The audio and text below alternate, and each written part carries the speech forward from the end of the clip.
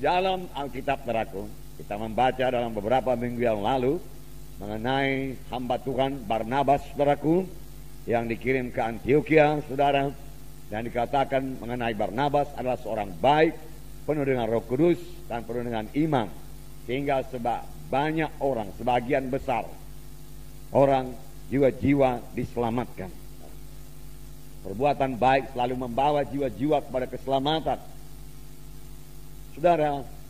Dan juga, saudaraku, minggu yang lalu kita melihat, saudaraku, bagaimana satu orang janda, saudaraku, yang kaya dengan perbuatan yang baik, yaitu Tabita.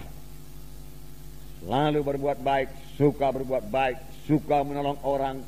Dia mengasihi janda-janda yang lain. Dia berkorban, dia bekerja keras, saudaraku, supaya dia bisa memberi, saudaraku. Dia rupanya suka memberi, suka berkorban, saudaraku. Itu perbuatan yang baik. Dia suka berkorban, suka memberi.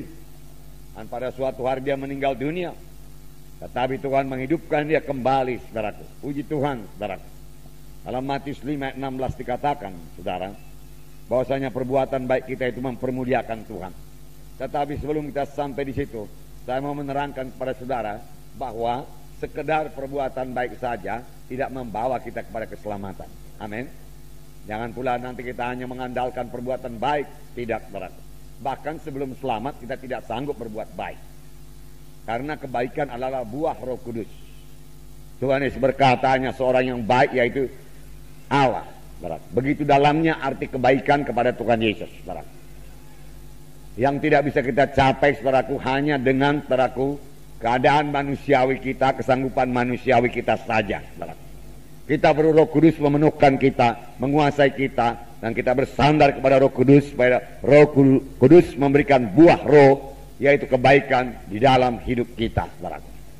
Nah, dalam Matius 5:16 dikatakan, saudara, Matius 5:16, demikianlah hendaknya terangmu bercahaya di depan orang, supaya mereka melihat perbuatanmu yang baik dan memuliakan Bapamu yang di sorga. Terangmu bercahaya, terang anak-anak Tuhan, saudara. Kita ini, saudaraku, terang Tuhan. Ya, semalam, saudaraku, Tuhan memberikan pengertian bahwasanya kelompok sel itu harus seperti mercusuar yang memancarkan terang. Terang itu ialah kasih. Kapan dalam satu kelompok sel tidak ada kasih, saudaraku? Yang ada hanya mercusuar saja. Satu menara yang tinggi serupa monumen, saudaraku, tetapi tidak memancarkan cahaya apa-apa, tidak ada gunanya. Di waktu malam, saudaraku, kapal-kapal akan lewat, saudaraku, dan kapal-kapal tidak tahu bahwa di situ ada batu karang. Ketabrak juga, saudaraku, dan rusak, boleh jadi tenggelam, saudaraku.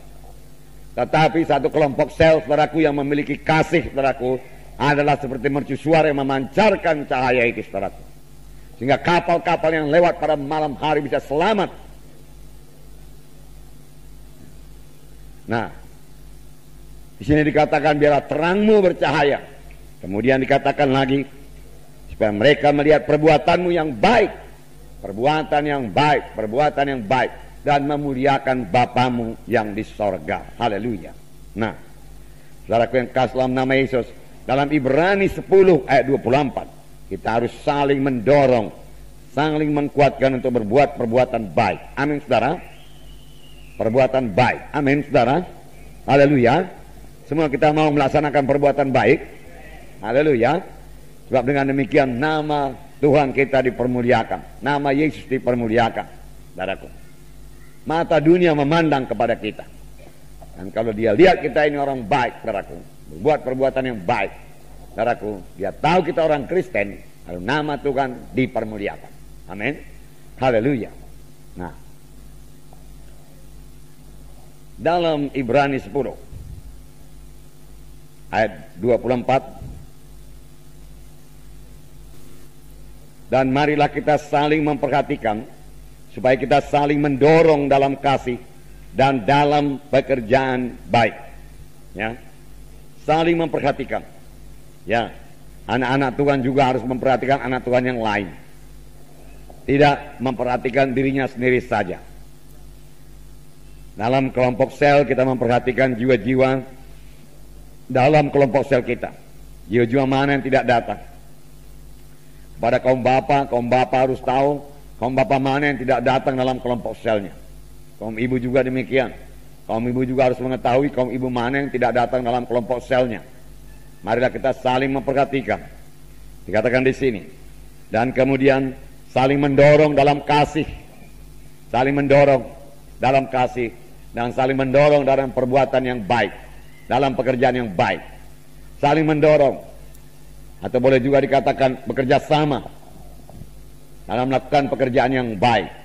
Amin, saudara. Ya. Maukah saudara mengerjakan pekerjaan yang baik?